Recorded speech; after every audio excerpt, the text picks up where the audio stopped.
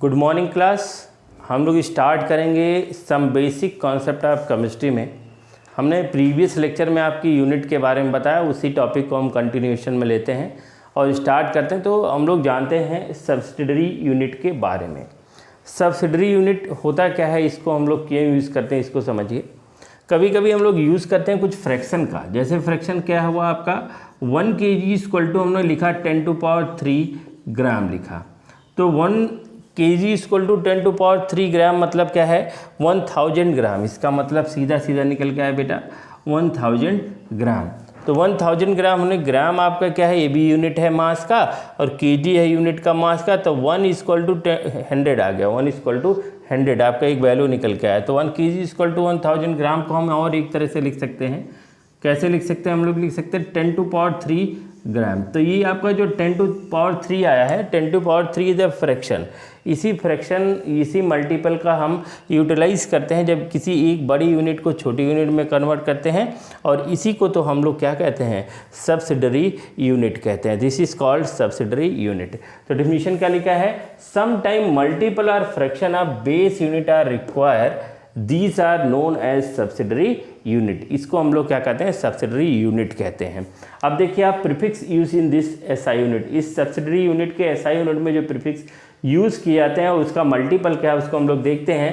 Pico, nano, micro, milli, centi, deci, deca, hecto, kilo, mega, giga, tera, Yotta, ये आप जानते होंगे prefix कहीं ना कहीं हम लोग क्या करते हैं, यूज़ करते हैं। जैसे कहते हैं, अगर हम कहते हैं पिको के लिए 10⁻⁻12 आपका मल्टीपल यूज़ होता है, अगर नैनो का होता है 10⁻⁹ होता है। जैसे अगर आपको लिखा जाए 1 पिको मीटर = 10⁻12 मीटर होता है, इस तरह से हम यूज़ कर सकते हैं। इस तरह से माइक्रो के लिए 10⁻⁶, इस तरह से हम देखेंगे इस तीनों वैल्यू का बहुत ज़्यादा यूज़ होगा आगे चल के आपके केमिस्ट्री में। माइक्रो को हम लिखते हैं 10⁻⁻3, मिली को लिखते हैं 10⁻⁻2, सेंटी को लिखते हैं 10⁻⁻1 और डेसी को सेंटी को लिखते हैं 10⁻⁻2। उसके बाद अगर हम देखेंगे डेका का लिखेंगे तो 10 लिखेंगे। तो इस तरह से आपने देखा इस प्रीफिक्स और उसके मल्टीपल को। कुछ और एग्जांपल हम लोग देखते हैं, हेक्टो को लिखते हैं 10⁻², यहाँ माइनस था यहाँ प्लस में आ गया। किलो को लिखते हैं 10⁻3, मेगा का होगा 10⁻6, जीजा का होगा 10⁻9, टेरा का होगा 10⁻12 एंड योटा का होगा 10⁻24। तो हमने कुछ एग्जांपल लिखे सब्सिडरी फ्रैक्शन के बारे में, यूनिट के बारे में, जो एसआई यूनिट में आगे चल के आप जब हम क्या पढ़ेंगे, सेकेंडरी या ड्राइव यूनिट के बारे में पढ़ेंगे, तो उसमें हम लोग इसका यूज़ करेंगे। तब तक इसको नोट करिए, आगे हम लोग कुछ और बातें देखते हैं। तो हम लोग देखते हैं drive unit, next topic. Drive unit क्या होता है, ऐसा यूनिट जो एसआई यूनिट से निकल के आया है। ऐसे छोटे यूनिट जो एसआई यूनिट से निकल के आए हैं, ऐसे यूनिट को हम लोग क्या कहते हैं, ड्राइव यूनिट कहते हैं। तो it is derive from basic SI unit, basic SI unit से डराइव किया जाते हैं, उसी को हम लोग क्या कहते हैं, ड्राइव यूनिट कहते हैं। जैसे कुछ एग्जाम्पल देखते हैं। मास को हम लोग कहते हैं the amount of matter present in it, the amount of matter present in it. जैसे हम 1 kg लिखते हैं, kg आपका एक एसआई यूनिट है, लेकिन इससे छोटा यूनिट भी यूज़ करते हैं। लिखा है आपका 1 kg = 1000 ग्राम, तो ग्राम आपका एक डराइव यूनिट निकल के आएगा। वेट क्या होता है, the force exert by gravity of an object, the force exert by gravity of an object is called weight. Weight आपका किस पर डिपेंड करता है, आपका ग्रेविटेशनल एक्सेलरेशन पे डिपेंड करता है, लेकिन मास किसी पे डिपेंड नहीं करता। इस तरह से अगर हम वेट का देखते हैं डराइव यूनिट, तो फोर्स का डराइव यूनिट देखते हैं, तो हम आपको पता है कि अगर हम फोर्स को देखते हैं तो फोर्स = हम लोग लिखते हैं, फोर्स = होता है formula mass into acceleration, mass into acceleration. तो हम डराइव यूनिट फाइंड करते हैं, हमको पता है मास का यूनिट क्या होता है, kg होता है, और एसिलरेशन का यूनिट क्या होता है, मीटर/सेकेंड स्क्वायर। तो kg × मीटर/सेकेंड स्क्वायर का अगर हम एक डराइव फॉर्म लिखते हैं, तो डराइव फॉर्म यहाँ क्या आ जाता है, न्यूटन आ जाता है, न्यूटन। तो यहाँ सब देखिए एसआई यूनिट यूज़ कर रहे हैं हम। मास का एसआई यूनिट है kg, एसिलरेशन क्या होता है, rate of change of velocity. तो वेलोसिटी को हम लोग कैसे डिफाइन करते हैं, मास पर सेकेंड, है ना। तो डिस्टेंस पर यूनिट टाइम को हम लोग क्या कहते हैं, वेलोसिटी कहते हैं। तो मीटर पर सेकंड उसका यूनिट होता है और एक्सेलरेशन में मीटर पर सेकंड स्क्वायर हो जाएगा, जिसको हम लोग क्या कहते हैं, इसका जो डराइव यूनिट हो जाएगा वो क्या हो जाएगा आपका न्यूटन हो जाएगा। इस तरह से force exert by mass due to gravity is called, इसी को हम लोग क्या कहते हैं, वेट कहते हैं, है ना। तो वेट का जो डराइव यूनिट निकल के आया वो क्या निकल के आया, न्यूटन निकल गया। इस तरह से हम किसी भी बड़े वैल्यू का, किसी भी बड़े फोर्स, मास, वेट, जो भी एसआई यूनिट है उस एसआई यूनिट के हम डराइव यूनिट में भी क्या कर सकते हैं, कन्वर्ट कर सकते हैं, जिसको सेकेंडरी यूनिट कहते हैं। जैसे हम एग्जांपल देखते हैं एक और वॉल्यूम को देखते हैं। Volume it's a unit of length पर क्यूब, लेंथ क्यूब को ही हम लोग क्या कहते हैं, वॉल्यूम कहते हैं। इसका एसआई यूनिट क्या होगा, मीटर पर क्यूब। बट हम इसके सेकेंडरी यूनिट या सब्सिडरी डराइव यूनिट का भी यूज़ कर सकते हैं, जैसे but smaller unit 1 litre is equal to 1000 ml। तो ml क्या है, मिलीलीटर क्या है, millilitre is the derive unit, ये डराइव यूनिट है। ml की जगह हम सेंटीमीटर क्यूब लिख सकते हैं और इन सब की जगह एक और यूनिट लिख सकते हैं 1 डेसीमीटर क्यूब भी हम लोग यूज़ कर सकते हैं किसके अंदर, वॉल्यूम के अंदर। उसी तरह से एरिया को हम डिफाइन करेंगे तो कहेंगे लेंथ स्क्वायर। लेंथ स्क्वायर का जो एसआई यूनिट होगा वो मीटर स्क्वायर होगा। तो अगर आप बड़ा लेंगे तो किलोमीटर भी हो सकता है, छोटा लेंगे तो आपका डेसीमीटर भी हो सकता है, मिलीमीटर भी हो सकता है। तो बहुत सारे हम लोग डराइव यूनिट को क्या करेंगे, यूज़ करेंगे। डेंसिटी क्या होता है, डेंसिटी इक्वल टू होता है मास पर वॉल्यूम। मास अपॉन वॉल्यूम को हम लोग क्या करते हैं, डेंसिटी कहते हैं।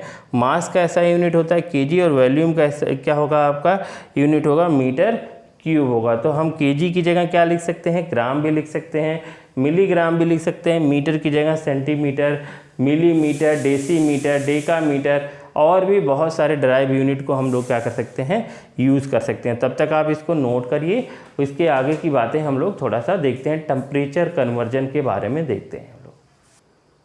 तो हम लोग मेजरमेंट ऑफ टेम्परेचर देखते हैं नेक्स्ट टॉपिक डराइव यूनिट में। मेजरमेंट ऑफ टेम्परेचर हमने आपको बताया टेम्परेचर का जो एसआई यूनिट होता है वो केल्विन होता है। Kelvin is the SI unit of temperature. पर टेम्परेचर के और भी डराइव यूनिट होते हैं, हम नॉर्मली केल्विन यूज़ नहीं करते। जब हम लोग कोई साइंटिफिक वैल्यू फाइंड करते हैं या लैब में कोई प्रैक्टिकल करते हैं तब हम केल्विन के बारे में ध्यान देते हैं। अदरवाइज नॉर्मल अगर हम नॉर्मल लैंग्वेज में यूज़ करते हैं तो टेम्परेचर को हम डिग्री सी कहते हैं। भाई आज इतना डिग्री सेल्सियस है, इतना डिग्री सेल्सियस आपका फीवर है। वैसे आप जो फीवर मेजरमेंट करने वाला जो इंस्ट्रूमेंट होता है थर्मामीटर, उसका हम यूनिट उसमें रहता है फ़ारेनहाइट में यूज़ करते हैं। तो इस तरह से आपके टेम्परेचर का डिफरेंट स्केल होता है और जगह जगह पे हम उसका यूज़ करते हैं। डिग्री सी हम नॉर्मल लैंग्वेज में यूज़ करते हैं।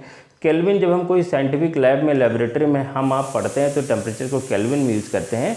और अगर हमारा फीवर का मेजरमेंट होता है थर्मामीटर तो फ़ारेनहाइट में होता है। मतलब डिफरेंट सब्सिडरी या डिफरेंट डराइव यूनिट आपके प्रेजेंट हैं किसके, टेम्परेचर के। तो 1 बाय 1 हम लोग देखते हैं। तो यहाँ जो टेम्परेचर का एक यूनिट होता है डिग्री सी, जिसको डिग्री सेल्सियस कहते हैं। और इस डिग्री सेल्सियस का यूज़ हम लोग नॉर्मल लैंग्वेज में यूज़ करते हैं। जैसे कहा जाए आज कमरे का टेम्परेचर 32 डिग्री सी है, 42 डिग्री सी है, 60 डिग्री सी है। बहुत लोग बहुत गलती करते हैं, कहते हैं कि हमारे बॉडी का टेम्परेचर फीवर हो गया तो 104 डिग्री। तो डिग्री का यहाँ मतलब डिग्री सी सेल्सियस से मतलब नहीं है, यहाँ डिग्री का मतलब है फ़ारेनहाइट का। तो आप देखिए फीवर को फ़ारेनहाइट में, और अगर हम नॉर्मल लैंग्वेज में डिग्री सी, और साइंटिफिक कोई प्रैक्टिकल करते हैं तो केल्विन। तो अलग अलग जगह टेम्परेचर का हम लोग यूज़ करते हैं। एक बात हम लोग नोट करते हैं कि जो फ़ारेनहाइट है या डिग्री सेल्सियस, ये नेगेटिव में जा सकता है। This temperature going on in negative but kelvin never use in negative value. तो कहने का मतलब यह है कि केल्विन को हम कभी नेगेटिव वैल्यू नहीं रिप्रेजेंट करते हैं, केल्विन वैल्यू हमेशा पॉजिटिव रिप्रेजेंट किया जाता है।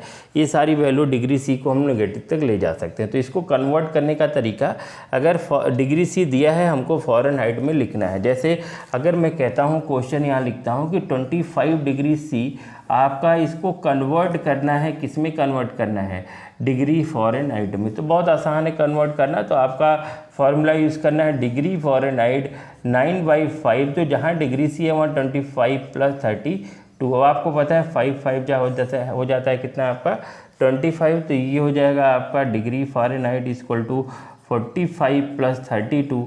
और इसको ऐड करोगे तो डिग्री फ़ारेनहाइट के वैल्यू आ जाएगा 5 × 7 = 4 × 3 = 7, 77 डिग्री फ़ारेनहाइट। तो मतलब आपका अगर 25 डिग्री सी है, इसका मतलब है 77 डिग्री फ़ारेनहाइट। तो इतनी बात समझ में आई आपको।